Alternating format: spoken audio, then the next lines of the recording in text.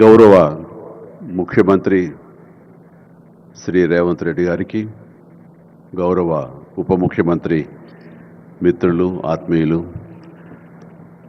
బట్టి విక్రమార్క గారికి, ఇతర దిగ్గజాలకి, ఆహ్వానితులకు ప్రతి ఒక్కరికి నా హృదయపూర్వక నమస్కారాలు. తెలుగులో మాట్లాడడం కొంచెం చేంజ్ ఉంది కదా మీ చెవులకి. So let me have the privilege in talking in our mother tongue. ఇక్కడ మీ అందరికీ అనిపించవచ్చు, ఇక్కడ ఉన్నటువంటి ఆహ్వానితుల్లో చీఫ్ గెస్ట్ ఒక్కొక్కళ్ళు ఒక్కొక్క రంగానికి సంబంధించిన వాళ్ళు, ఫైనాన్స్ రంగానికి సంబంధించిన వాళ్ళు, అలాగే మాజీ గవర్నర్ ఆర్బీఐ సుబ్బారావు గారు, అలాగే ఇతర ఫైనాన్స్ వ్యక్తులు, అలాగే ఆటోమొబైల్ దిగ్గజం మహేందర్ గారు, ఇంతమంది ఉండగా వీళ్ళల్లో చిరంజీవి ఏమిటి సినిమా వాడు అనే భావం మీకు ఉండొచ్చు. మీకు కదా, నాకే ఉంది అది. నేను ఎంతో ఇక్కడ ఫిట్ అవుతాను అని నాకే అనిపించచ్చు. కానీ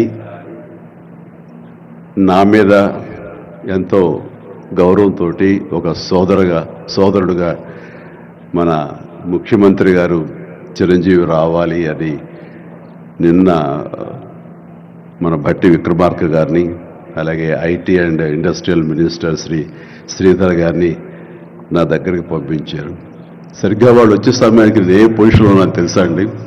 ఎవరో అమ్మాయితో డ్యాన్స్ వేస్తూ ఉన్నాను. చాలా ఇబ్బంది అనిపించింది అన్నపూర్ణ స్టూడియోలో. సో ఆ సమయంలో వాళ్ళిద్దరు కూర్చోబెట్టి షూటింగ్ ఆపేయంట్రా అని చెప్పి వారి ఇచ్చిన తర్వాత అంత ఆప్యాయంగా నన్ను ఆహ్వానిస్తుంటే, ఇంత గొప్ప సభకి, ఇలాంటి ఒక గొప్ప గ్లోబల్ సమ్మిట్కి, తెలంగాణ రైజింగ్ అంటూ ఒక గొప్ప ఇనిషియేషన్కి 2047 ఇది ఎట్లా ఉండాలి అనే ఆ ఊహ తన బ్రెయిన్ చైల్డ్ అయినటువంటి మన ముఖ్యమంత్రి గారు ఆహ్వానిస్తే అది చాలా ప్రివిలేజ్డ్గా ఫీల్ అయ్యాను, ఎంతో గౌరవంగా ఫీల్ అయ్యాను, ఎంతో ఆనందంగా ఉన్నాను. మీ అందరితో పాటు ఈ రోజున ఇక్కడ నేను పార్టిసిపేట్ చేయడం అనేది నాకు దక్కిన గొప్ప అవకాశం, గొప్ప అదృష్టంగా నేను భావిస్తున్నాను. అయితే ఇక్కడ కేవలం చిరంజీవికి మాత్రమే ఇచ్చారు, అందుకే చిరంజీవిని ఆహ్వానించి అక్కడ కూర్చోబెట్టారు అని నేను అనుకోవటం లేదు. ఇది రేవంత్ రెడ్డి గారికి సినిమా పరిశ్రమ మీద ఉన్నటువంటి గౌరవం, సినిమాల ఇంపాక్ట్ ఈ సొసైటీలో ఎలాగ ఉంటుందో బాగా తెలిసిన వ్యక్తిగా వాళ్ళందరి తరపున ఒక వ్యక్తి ఉండాలి కాబట్టి చిరంజీవిని ఆహ్వానించారని మాత్రమే అనుకుంటున్నాను. ఈ రోజు నేను ఒక చిరంజీవిగా రాలేదు, చిత్ర పరిశ్రమ తరపున ఒక ఏజెంట్గా, వాళ్ళ రిప్రజెంటేటివ్గా నేను ఈ రోజున వచ్చాను, ఇక్కడ ఆహ్వానించబడ్డాను. కాబట్టి దానికి ప్రత్యేకించి పరిశ్రమ తరపున శ్రీ రేవంత్ రెడ్డి గారికి మనస్ఫూర్తిగా నా హృదయపూర్వక ధన్యవాదాలు తెలియజేస్తున్నాను. సార్, మీకు గుర్తుంటే మీరు ప్రభుత్వం ఏర్పాటు చేసిన కొత్తల్లో మొదటి వారంలోనే ఎప్పుడో నేను మిమ్మల్ని అభినందించడానికి నేను వచ్చినప్పుడు మీరు నాతో అన్న మొట్టమొదటి మాట, ఈ హైదరాబాద్ని ఫిలిం హబ్గా చేయాలి. అదేదో ఒక తెలుగు ఇండస్ట్రీ వరకో, లేకపోతే సౌత్ ఇండియన్ ఫిలిం ఇండస్ట్రీ వరకో, లేకపోతే భారతీయ వరకో కాదు, గ్లోబల్. మనకి ఏమి తక్కువ అని, ఇక్కడ ఏ వనరులు తక్కువ అని చెప్పేసి, ఏ ఎంకరేజ్మెంట్ తక్కువ అని చెప్పేసి మనం ఎందుకు చేయలేకపోతున్నాం? ఎందుకు కొన్ని తెలుగు ఫిలిమ్స్ ఒక లాంగ్వేజ్కే మనం కన్ఫైన్డ్ అయ్యాం? కాబట్టి నా ఉద్దేశంలో ఇది గ్లోబల్గా అన్ని రకాల ఇండస్ట్రీస్, ఇతర లాంగ్వేజ్ నుంచి సినిమా వాళ్ళు ఇక్కడ రావాలి, ఇక్కడ షూటింగ్ చేసుకోవాలి, అది నా ధ్యేయం అని అన్నప్పుడు చాలా ధైర్యంగా మాట్లాడతారు. అది నిజం కుదురుతుందా? ఎక్కడి నుంచో ఇతర దేశాల నుంచి వచ్చి ఇక్కడ షూటింగ్ చేయటం అన్నది, నేను టూరిజం మినిస్టర్గా ఉన్నప్పుడు ఫిలిం టూరిజంగా ఇక్కడ ఎంతమంది ఆహ్వానించడానికి ఎంతో శ్రమ పడ్డాం, ఎంతో కష్టించాం. కానీ ఇక్కడ ఉన్నటువంటి అట్మాస్ఫియర్ కానీ ఎంకరేజ్మెంట్ కానీ ఆయా గవర్నమెంట్లు అంత లేకుండా ఉండటంతో అది అంత పూర్తిగా సఫలీకృతం కాలేకపోయాం. ఆ ఉద్దేశంతో నేను ఎంతో కొంచెం స్కెప్టికల్గానే ఉన్నాను. ఎంతవరకు కుదురుతుంది, ఈయన డ్రీమ్ సక్సెస్ చేయగలరా అని అనుకుంటూ, మీరు ఏమైనా చేయండి, మీ గైడెన్స్ ఇవ్వండి, మీరు ఏం చెప్తే దాన్ని ఫాలో అవడానికి మేమందరం రెడీగా ఉన్నామని ఒక మాట ఇచ్చి మాత్రం అన్నాను. కానీ విత్ ఇన్ నో టైం ఇంత పెద్ద ఎత్తున ఈయన అన్ని రకాల సెక్టార్స్ వాళ్ళని ఇన్వైట్ చేసి గ్లోబల్గా అందరినీ వెల్కమ్ చేసి ఈ రోజున అందులో ఒక పార్ట్గా సినిమాలను కూడా ఆయన వెల్కమ్ చేస్తున్నారంటే కనుక అది హ్యాట్స్ ఆఫ్. అది ఆయన ఒక్కడి వల్లే అయ్యింది. అన్నది అన్నట్టుగా కాకుండా అన్నది సాధ్యం చేసేలాగా ప్రాక్టికల్గా ఈ రోజు మనందరం చూస్తున్నాము. ఇది చాలు. డెఫినెట్గా ఆయన అనుకున్నది సాధిస్తారనే ప్రగాఢమైన నమ్మకం నాకు ఏర్పడింది. ఎందుకంటే ఆయన అన్నది హైదరాబాద్ అనేది సెంట్రల్ లొకేటెడ్ మన కంట్రీలో. ఏ ఇతర ఇంపార్టెంట్ సిటీస్కి వెళ్ళాలని సరే 1 అవర్ డిస్టెన్స్లోనే ఉంది. మేబీ ఢిల్లీ ఇంకొక 1 అవర్ పడుతుందేమో తప్ప. అండ్ ఇక్కడ లేని లొకేషన్స్ ఎక్కడ లేవు, ఎక్కడ లేకుండా పోలేదు. మనకు మంచు కొండలు ఉన్నాయి, థార్ డెజర్ట్స్ ఉన్నాయి, అడవులు ఉన్నాయి, వర్షాలు పడే ఉన్నాయి, లాంగెస్ట్ బీచ్లు మనకు ఉన్నాయి. ఏమి తక్కువ, ఏ లొకేషన్స్ తక్కువ, ఏ వనరులు తక్కువ. ఇక్కడ పని చేయడానికి వాళ్ళకి స్కిల్ డెవలప్మెంట్ చేయగలిగితే కనుక పని చేయడానికి ఎంతోమంది ముందుకు వచ్చి సినిమా పరిశ్రమ ద్వారా ఉపయోగపడి వాళ్ళ కుటుంబాలకు వాళ్ళు ఉపయోగించుకుంటారు. ఇది ఆ పొటెన్షియల్ పూర్తిగా ట్యాప్ చేయలేదు అన్న మాట వాస్తవం. వారు అది నేను అంగీకరిస్తూ మా సలహాల కోసంగా ఆయన కొన్ని సెమినార్లు ఫ్యూచర్లో నడిపిస్తామన్నారు. ఇప్పుడు కూడా అలాంటి చిన్న సెమినార్లు మా పెద్దల మధ్య, సినిమా పెద్దల మధ్య జరిగింది. అయితే ఇది కాంప్రహెన్సివ్గా కన్సాలిడేట్గా జరిగేలాగా విత్ ఇన్ షార్ట్ టైం మేము అందరూ కూడా ముందుకు వస్తాము. ఇక్కడ ప్రపంచానికే ఇది అద్భుతమైనటువంటి సినిమా హబ్గా హైదరాబాద్ని చేయటంలో మేమందరం ముందుంటాము. అండ్ ఈ రోజున చూస్తే కనుక బాలీవుడ్ నుంచి సల్మాన్ ఖాన్, అజయ్ దేవ్గన్లు వచ్చి ఇక్కడ మేము స్మార్ట్ డిజిటల్గా కానీ అడ్వాన్స్డ్ ఫ్యూచరిస్టిక్ స్టూడియోస్ మేము పెడతామని అంటాం అన్నది ఇది శుభారంభం. ఇదే ఇన్స్పిరేషన్గా నేను కానీ, నాగార్జున కానీ, వెంకటేష్ కానీ, ఇతర హీరోలు కానీ, ఇతర ప్రొడ్యూసర్స్, నిర్మాతలు ఎంతోమంది ఈ రోజున ఇక్కడ ఉన్నారు ఈ సభ్యుకుల్లో. వాళ్ళందరూ కూడా ముందుకొచ్చి చేయాలన్న ఒక కుతూహలం కానివ్వండి, అది పూర్తిగా ఛార్జ్ అయి ఉన్నారంటే ఎలాంటి అతిశయోక్తి లేదు. అండ్ ఈ రోజున ప్రపంచపరంగా చూస్తే సినిమా ప్రభావం ఎంత ఉంటుంది, ఈ సాఫ్ట్ పవర్ ఎంత ఉంటుందన్నది నేషనల్ వైడ్గా కూడా కేంద్ర ప్రభుత్వం కూడా వేవ్స్ అనేది ఒకటి ప్రారంభించి అందులో మమ్మల్ని అందరూ కూడా పార్ట్ చేశారు. అంటే ఎకనామికల్గా అది ఎంత పవర్ ఇస్తుంది, మన కంట్రీ జీడిపికి ఎంత కంట్రిబ్యూట్ చేస్తుందో అనడానికి బాగా వాళ్ళందరికీ తెలిసిన వాళ్ళు కాబట్టి సినిమా మీద అంత దృష్టి పెట్టారు. సినిమాని కేవలం పేరు తీసుకురావడమే కాకుండా ఎంతో కంట్రిబ్యూట్ చేస్తుంది, ఎంతోమందికి ఎంప్లాయ్మెంట్ జనరేట్ చేస్తుంది, ఎంతోమందికి ఉపాధి కల్పిస్తుంది.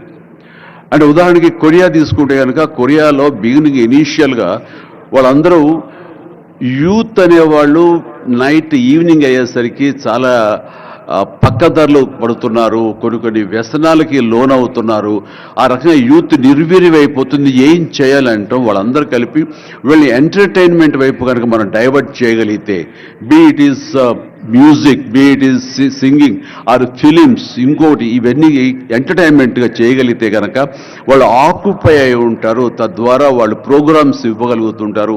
వాళ్ళందరూ నిష్ణాతులయ్యి వాళ్ళ ఫ్యామిలీకి వాళ్ళు బాసటగా ఉంటారు. తద్వారా వాళ్ళ నుంచి జనరేట్ అయ్యి ఎంతో కొంత వాళ్ళు క్రైమ్ వైపు వెళ్లకుండా ఉంటారు. ఆ రకంగా క్రైమ్ రేట్ తగ్గించుకోవచ్చు అనే భావంతో కొరియన్ గవర్నమెంట్ స్టార్ట్ చేసింది. కానీ ఈ రోజున ప్రపంచపరంగా Korea K pop, K drama, K music అంటూ కొరియన్ వాళ్ళ ఎకానమీ, వాళ్ళ జీడిపికి ఎంతో కొంత కంట్రిబ్యూట్ చేస్తుంది. ఎన్నో బిలియన్స్ ఆఫ్ డాలర్స్ కంట్రిబ్యూట్ చేస్తుంది ఈ యొక్క సాఫ్ట్ పవర్ మ్యూజిక్ అన్నది. అలాగే జపాన్ కూడా యానిమే అని చెప్పేసి వాళ్ళు కూడా వాళ్ళ సాఫ్ట్వేర్, వాళ్ళ ఎంటర్టైన్మెంట్ సంబంధించి ఈ ఎంటర్టైన్మెంట్ యానిమేటెడ్ ఫిలిమ్స్ కూడా ఎంతో కొంత కంట్రిబ్యూట్ చేస్తుంది. అలాగా మీరు ఈ సినిమా ఇండస్ట్రీ మీద, సినిమా పరిశ్రమ మీద ఆల్ ఇండియా లెవెల్లోనూ ఇంటర్నేషనల్ లెవెల్లోనూ ఇక్కడ కనుక వెల్కమ్ చేయగలిగి వాళ్ళకి కావాల్సిన ఇన్ఫ్రాస్ట్రక్చర్ కనుక మీరు ఇక్కడ ప్రొవైడ్ చేయగలిగితే, చేస్తానికి మీరు ప్రిపేర్ అయి ఉన్నారు, చేయగలిగితే కాదు చేస్తున్నారు. దానికి మా నుంచి పార్టిసిపేషన్ కావాలి. ఉదాహరణకి బట్టి గారు నిన్న అన్నారు, సో మనకు ముఖ్యమంత్రి గారు మీ అందరికీ కూడాను ఇక్కడ ఏమి కావాలి, ఎలాంటి ఇన్ఫ్రాస్ట్రక్చర్ కావాలి, ఏ రకమైన వసతులు ఏర్పాటు చేయాలి అని చెప్పండి అన్నప్పుడు నాకు వెంటనే స్పాంటేనియస్గా తోచింది. నేను వారితో పార్టిసిపేట్ చేస్తాను. ఇక్కడ స్కిల్ డెవలప్మెంట్ కోసంగా మనకు కొన్ని ఇన్స్టిట్యూషన్స్ పెట్టాలి. అది డ్రైవర్ల దగ్గర నుంచి, మేకప్ మెన్ల దగ్గర నుంచి, కాస్ట్యూమర్స్ దగ్గర నుంచి, ఒక ఎడిటింగ్ దగ్గర నుంచి, సౌండ్ సిస్టమ్ దగ్గర నుంచి, కెమెరామెన్లు, డిఓపీలు అండ్ యాక్టింగ్ సంబంధించిన స్కిల్స్ కానివ్వండి, అలాగే డైరెక్షన్ కానివ్వండి, వాట్ నాట్, ఎన్నో ఈ ఇండస్ట్రీలో ఎన్నో శాఖలు ఉన్నాయి. ఆ శాఖల్లో ఎంతోమంది ఎంతూజియాస్టిక్ కుర్రవాళ్ళు ఉన్నారు. వాళ్ళు చదివింది చదువు ఒక మాదిరి చదివాను సరే, ఆ చదువు ఏం తెచ్చి పెడుతుంది అనుకుంటే కనుక ఈ రోజున గొప్ప గొప్ప డైరెక్టర్స్ ఉన్నారు. ఈ రోజున ఇంటర్నేషనల్ లెవెల్కి మన సినిమాని తీసుకొస్తున్న డైరెక్టర్ వాళ్ళందరూ డిగ్రీ కూడా చదవలేదు. సో చదువు ఇది ఇంపార్టెంట్ కాదు, మీకున్న ఇంట్రెస్ట్ ఇంపార్టెంట్. ఆ ఇచ్చేటువంటి గవర్నమెంట్ ఆఫ్ తెలంగాణ ఈ రోజున మనకి ఇస్తున్న ఈ అవకాశాలను సద్వినియోగం పరుచుకుని మీరందరూ కనుక రాగలిగి ముందుకు వచ్చి ఈ యొక్క ఇన్ఫ్రాస్ట్రక్చర్ సంబంధించి వీళ్ళు ఇచ్చిన ఫెసిలిటీస్ని వినియోగించుకుంటూ స్కిల్ డెవలప్మెంట్ ముందు చేసుకోగలిగితే కనుక మీరు ఎక్కడికి వెళ్ళినా సరే, వాళ్ళు ఎంతోమంది వెబ్ సిరీస్ తీస్తున్నారు, అలాగే టీవీ సీరియల్స్ తీస్తున్నారు, సినిమాలు తీస్తున్నారు, పెద్ద సినిమాలు తీస్తున్నారు, చిన్నవి తీస్తున్నారు. అలాగే ఈ రోజున కేవలం స్క్రీన్ మీదే కాకుండా మొబైల్కి సంబంధించినటువంటి సినిమాలు కూడా చాలామంది తీయటానికి సమాయత్తం అవుతున్నారు. ఇది ఫ్లిప్ అని ఇంటర్నేషనల్గా వస్తుంది. ఇప్పుడే మహేంద్ర గారు నాతో మాట్లాడుతూ ఈ వర్టికల్ సంబంధించిన ఫిలిమ్స్ 3 minutes నిడివి, అయితే 10 minutes మ్యాక్సిమం 10 minutes నిడివి ఉన్నటువంటి సినిమాలు మనం చేయగలిగితే అది ప్రతి వాళ్ళ చేతుల్లో ఉండి అది వాళ్ళందరూ ఎంటర్టైన్ చేయగలుగుతుంది. దానివల్ల ఎంతో ఎకానమీ మనం డెవలప్ చేయొచ్చు, ఎంతోమందికి ఉద్యోగ అవకాశాలు ఇవ్వచ్చు. నేను దాన్ని ఇనిషియేట్ చేస్తానంటూ మహేంద్ర గారు చెప్తూ వచ్చారు. సో ఇవన్నీ కూడా ఇది సాదాసీదాటువంటి కాదు. సినిమా ఏదో ఆడుతుంది, 2 రోజులు డబ్బులు వచ్చి పెడుతుంది, వాళ్ళు ఏదో మిగుల్చుకుంటారు కోట్లు అంటే తేలిగ్గా చూడదు. దీని వెనకాల చూస్తే కనుక లక్షలాది మంది యూత్ ఈ అవకాశం సద్వినియోగపరుచుకుని అభివృద్ధిలోకి రావచ్చు, పేరు ప్రఖ్యాతులు సంపాదించవచ్చు. తద్వారా ఇన్ రిటర్న్ మీరు కూడా ఈ కంట్రీకి, మన తెలంగాణకి మీరు ఎంతో కొంత ఎకనామికల్గా మన గ్రోత్ అవడానికి ఆర్థికంగా కూడా మీ సపోర్టు లభిస్తుంది. ఇది మ్యూచువల్లీ రిసిప్రోకల్. కాబట్టి ఈ రోజున ఇక్కడ స్టూడియోకి స్థలాలు ఇస్తామంటున్నారు. స్కిల్ డెవలప్మెంట్కి కావాల్సిన క్లాసెస్ కావాల్సిన ఫ్యాకల్టీస్ కనుక అధ్యాపకులు మనం తెచ్చుకుంటే వాళ్ళ ద్వారా ఎంతోమంది ట్రైనింగ్ ఇచ్చిన వాళ్ళం అవుతాము. ఇది సద్వినియోగపరచుకోండి. దీని మీద మన ఇండస్ట్రీలో పెద్దలు కూడా సీరియస్గా ఆలోచించండి. దీని మీద నేనైతే సీరియస్గా తీసుకున్నాను, వారితో అదే అన్నాను. మీరు ఒక సెమినార్ లాంటిదో లేకపోతే చిన్న క్లోజ్డ్గా మీరందరూ నాకు ఇన్వైట్ చేయగలిగితే కనుక ఇలాంటివి ఏమైనా సదస్సులు మాకు చిన్న ఎత్తులో సినిమాకు సంబంధించి మీరు చేయగలిగితే కనుక మేమందరూ దీన్ని మరింత ముందుకు తీసుకువెళ్ళి మీ కళ ఏదైతే ఉందో, మీ బ్రెయిన్ చైల్డ్ ఏదైతే ఉందో దాన్ని ముందుకు తీసుకెళ్ళి ప్రపంచం మొత్తం ఎంటర్టైన్మెంట్ రంగానికి సంబంధించి ఈ తెలంగాణ వైపు, ఈ హైదరాబాద్ వైపు మనం చూసేలాగా చేయగలుగుతాం, చేస్తామన్న ధైర్యం నాకుంది, భరోసా ఇస్తున్నాను. నా వంతు కృషి నేను చేస్తాను. నా ఈ అవకాశం ఇచ్చేందుకు ధన్యవాదాలు మా ముఖ్యమంత్రి గారికి, అలాగే ప్రతి ఒక్కరికి నా హృదయపూర్వక ధన్యవాదాలు మరొకసారి తెలియజేస్తున్నాను, ముగిస్తున్నాను. జై తెలంగాణ, జై హింద్.